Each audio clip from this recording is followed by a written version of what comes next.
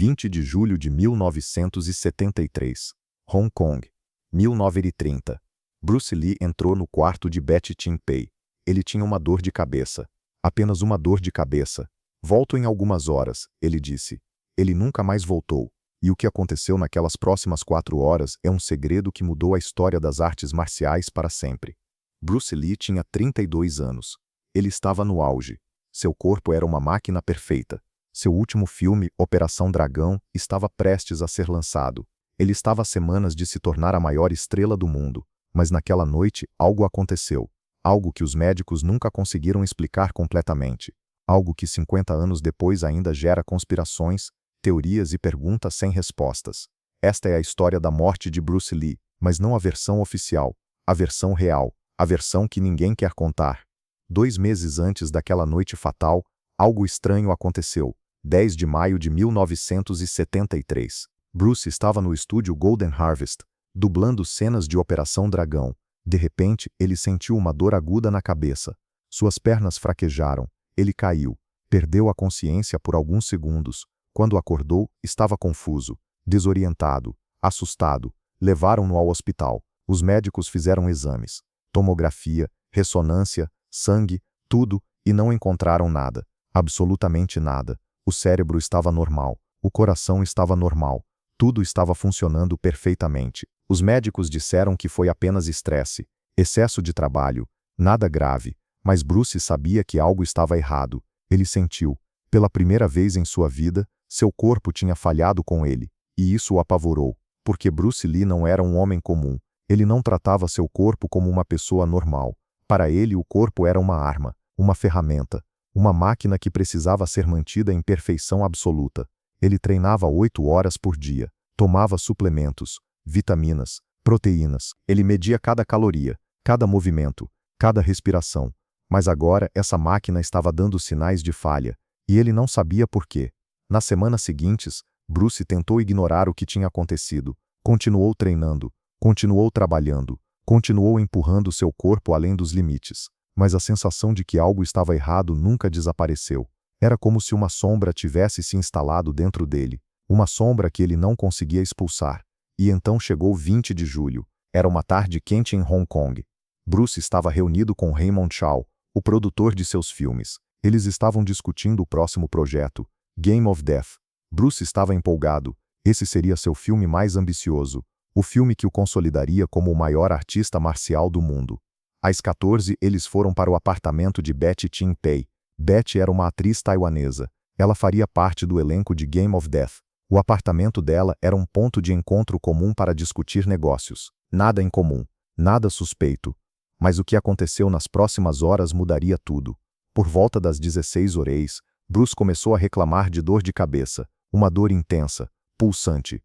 Betty ofereceu um comprimido, Equagesic, um analgésico comum, uma combinação de aspirina e um relaxante muscular. Bruce já tinha tomado antes, muitas vezes, sem problemas. Ele engoliu o comprimido e foi para o quarto descansar. Raymond ficou na sala, conversando com Betty, esperando Bruce acordar. Eles tinham um jantar marcado com o ator George Lazenby às 19. Apenas mais uma reunião de negócios, apenas mais uma noite comum. Mas 9 chegou, e Bruce não apareceu. Betty foi até o quarto, tentou acordá-lo. Ele não respondeu. Ela o sacudiu. Nada. Ela gritou seu nome. Nada. Seu corpo estava lá, mas ele não estava mais presente. Pânico. Raymond ligou para o médico particular de Bruce. O médico chegou em minutos, tentou reanimá-lo. Massagem cardíaca. Respiração artificial. Nada funcionou. Ligaram para a ambulância. Às 9h30, Bruce Lee foi levado às pressas para o Queen Elizabeth Hospital. Os médicos tentaram de tudo: choque elétrico, adrenalina, oxigênio, tudo, mas às 20h30, Bruce Lee foi declarado morto. A notícia chocou o mundo. Como era possível? Como um homem de 32 anos no auge da forma física, simplesmente morreu, de uma dor de cabeça? A autópsia foi realizada no dia seguinte. O resultado oficial: edema cerebral, inchaço no cérebro. A causa: reação alérgica ao Equagesic, especificamente ao componente de aspirina. Mas havia problemas com essa explicação. Grandes problemas. Primeiro, Bruce já tinha tomado Equagesic antes. Muitas vezes. Nunca teve reação. Por que agora? Por que de repente seu corpo reagiu de forma tão violenta a um remédio que ele já conhecia? Segundo, edema cerebral dessa magnitude não acontece em minutos. Leva horas. Às vezes dias. Mas Bruce desmaiou em menos de 2 horas após tomar o comprimido. Médicos disseram que isso era extremamente raro. Quase impossível. Terceiro, o incidente de 10 de maio, 2 meses antes. Os mesmos sintomas, mas na época, não tinha tomado Ecagesic. Então o que causou aquele desmaio? Se foi a mesma coisa, o Ecagesic não podia ser a única resposta. E quarto, o mais perturbador, o cérebro de Bruce Lee tinha aumentado 13% de tamanho. Seu peso normal era 100 gramas. Na autópsia, pesava 15,75 gramas. Isso é massivo. Isso é anormal. E ninguém conseguiu explicar completamente por quê. A explicação oficial não convenceu ninguém. E foi aí que as teorias começaram. A primeira teoria, a tríade. As gangues do submundo de Hong Kong. Elas controlavam a indústria do cinema. Controlavam os atores. Controlavam o dinheiro. E Bruce Lee se recusou a trabalhar com eles. Ele rejeitou suas ofertas. Ele rejeitou sua proteção. Ele os desafiou publicamente. Algumas pessoas acreditam que a tríade o envenenou, que colocaram algo em sua bebida, em sua comida, ou talvez no próprio comprimido de Ecagesic. Algo lento, algo que não deixaria rastros óbvios, algo que pareceria natural, mas não há provas. Apenas suspeitas, apenas rumores. A segunda teoria, a maldição. A maldição da família Lee, porque 20 anos depois, em 1993, algo impossível aconteceu. Brandon Lee, o filho de Bruce, morreu. Ele tinha 28 anos. Estava filmando O Corvo. Uma arma de cena que deveria estar carregada com balas de festim tinha uma bala real. Ele foi atingido no abdômen. E morreu horas depois. Pai e filho. Ambos jovens. Ambos no auge. Ambos morrendo em circunstâncias estranhas. Ambos ligados ao cinema. Isso é coincidência? Ou há algo má? Na cultura chinesa, existe a crença em maldições familiares. Energias negativas, que passam de geração em geração. Alguns acreditam que Bruce desrespeitou tradições antigas ao ensinar Kung Fu para ocidentais, que quebrou códigos sagrados e que isso trouxe uma maldição sobre sua família. Mas isso é misticismo, não é ciência, não é prova. A terceira teoria, autodestruição. Bruce Lee não foi morto por ninguém. Ele se matou. Não intencionalmente, mas através de obsessão. Ele treinava sem parar.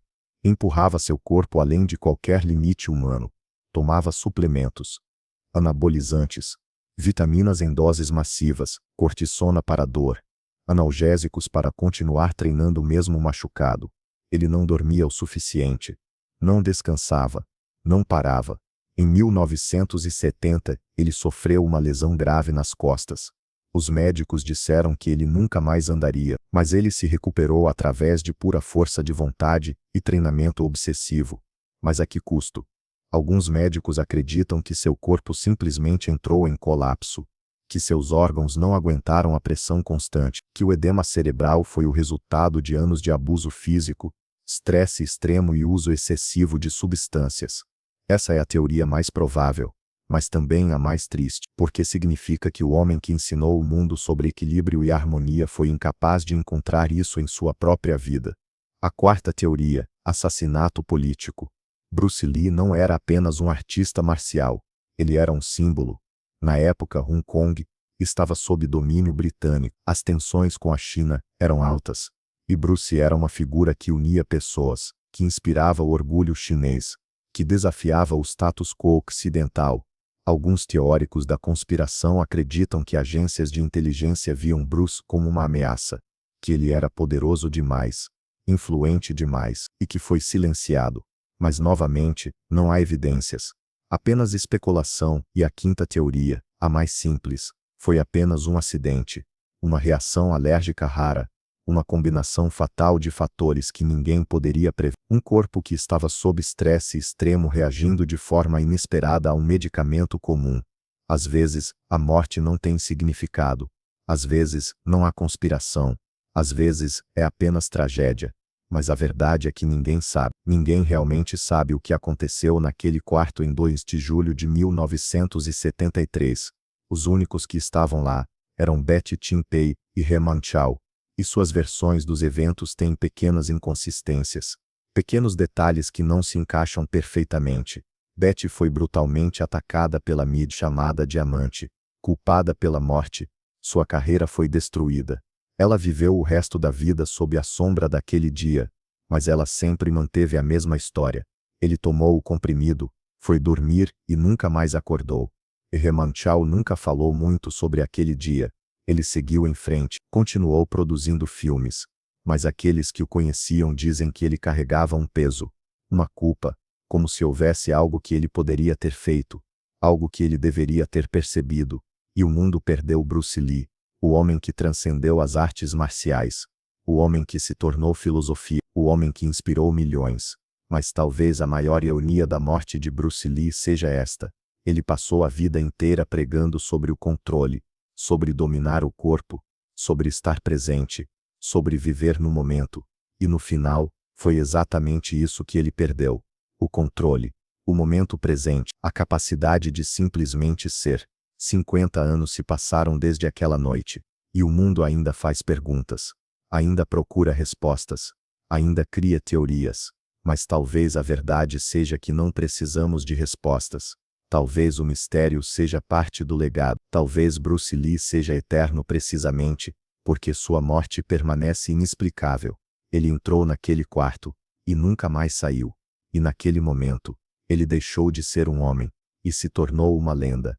Uma lenda que nunca morrerá, porque lendas não precisam de explicações. Elas apenas existem para sempre, no imaginário coletivo, na memória cultural, na eternidade. E talvez essa seja a única resposta que importa. Bruce Lee não morreu naquela noite.